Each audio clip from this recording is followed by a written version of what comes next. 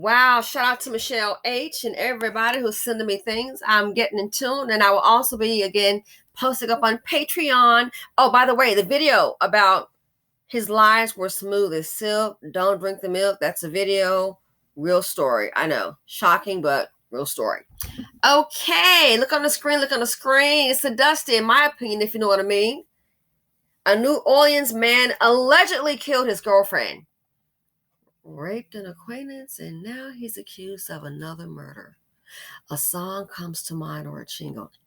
He's a Dusty. They don't want to work. They just cause pain and a lot of hurt.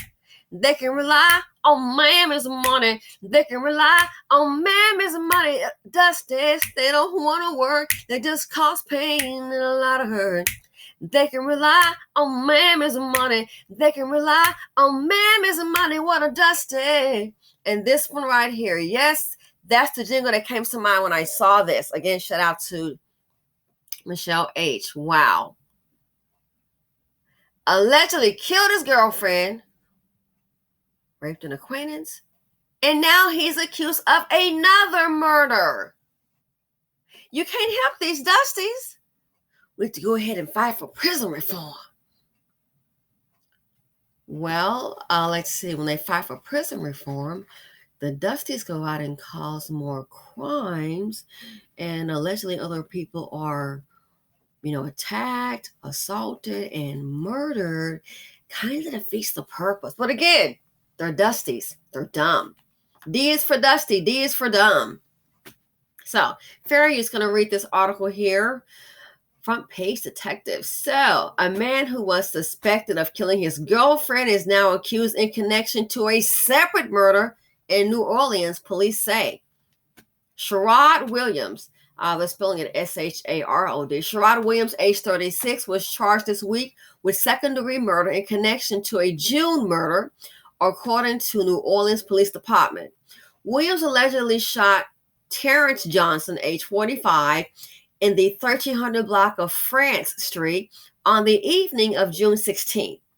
When Williams was charged in connection to Johnson's homicide, he was already being held at the Orleans Parish Prison. He faced counts of second-degree murder, attempted first-degree rape, aggravated assault with a firearm, battery of a dating partner, and possession of methamphetamine in connection to a previous incident, according to NOLA. I can't believe it. Let's try it again. Counts of second-degree murder, attempted first-degree rape, aggravated assault with a firearm, battery of a dating partner, and possession of methamphetamine. That's 5. Cops say Williams shot and killed his girlfriend, Brianisha Kane, age 35, on April 30th, after he forced his way into her home to retrieve clothing.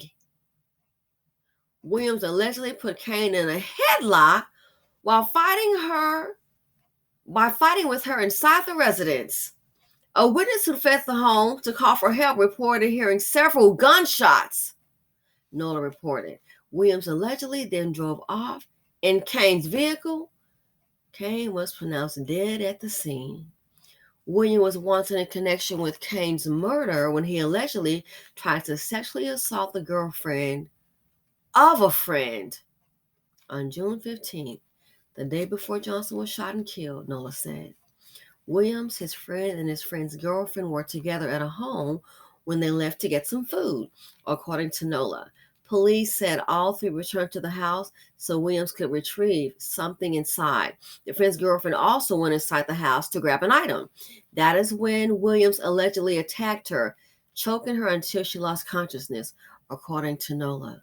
Williams' friend entered the house and found Williams tying the woman's hands with duct tape, NOLA reported. He allegedly shot and killed Johnson the next day. No details were available about the motive for the shooting. Williams was arrested in connection to the rape and murder on June 23rd.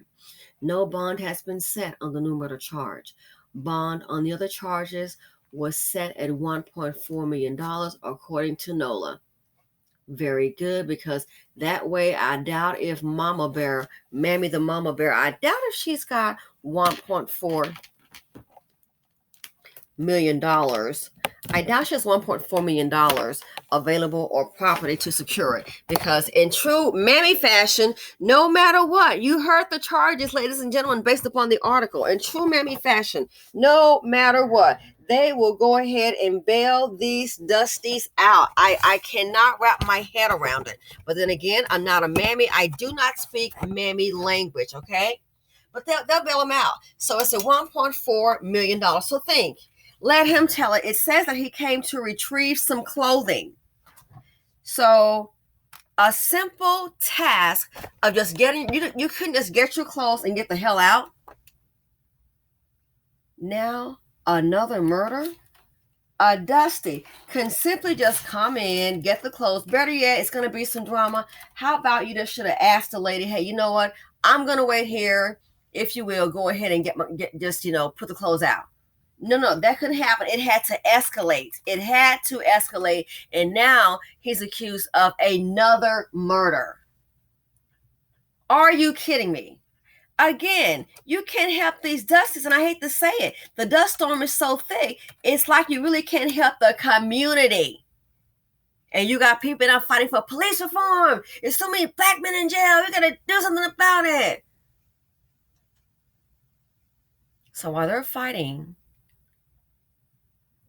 Dusties like this here are giving them a reason, saying, hey, guess what? Here's why some of them are in jail. You see, the Dusties are, I'm trying to tell you, they're just bringing the group down. You can't advance with them. And the mammies that support them, they are equally as dangerous, because let me say something, while they're dangerous, they are upholding this dust. They're upholding this dust. They will protect this dust. They could let him out today, and I guarantee you, a mammy gonna open up those doors and let him in. Well, he didn't murder me. Yeah, because you're the support system. Really quick, true deal.